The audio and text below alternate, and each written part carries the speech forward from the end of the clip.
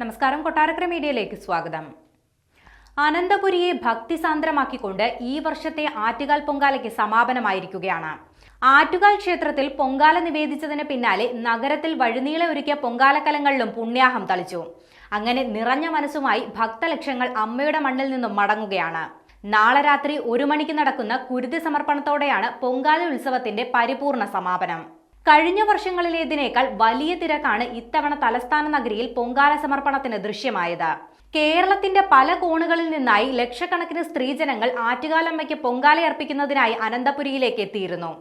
ഇത്തവണ cinema serial താരങ്ങൾക്കൊപ്പം സെക്രട്ടേറിയറ്റിന് മുന്നിൽ സമരമിരിക്കുന്ന ആശാവർക്കർമാരും പൊങ്കാലയർപ്പിച്ചു. പഴുതടച്ച സുരക്ഷാ ക്രമീകരണങ്ങളാണ് ആറ്റുകാൽ പൊങ്കാലയുടെ ഭാഗമായി പോലീസ് ഒരുക്കിയിരുന്നത്.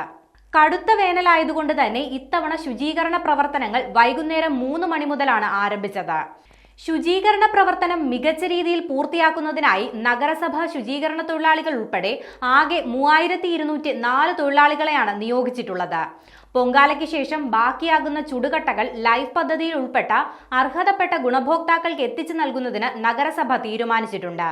പൊങ്കാലയ്ക്ക് ശേഷം ചുടുകട്ടകൾ കേടുപാട് സംഭവിക്കാത്ത തരത്തിൽ അതാത് സ്ഥലങ്ങളിൽ സുരക്ഷിതമായി മാറ്റിവെക്കണമെന്ന് മേയർ ആവശ്യപ്പെട്ടിരുന്നു.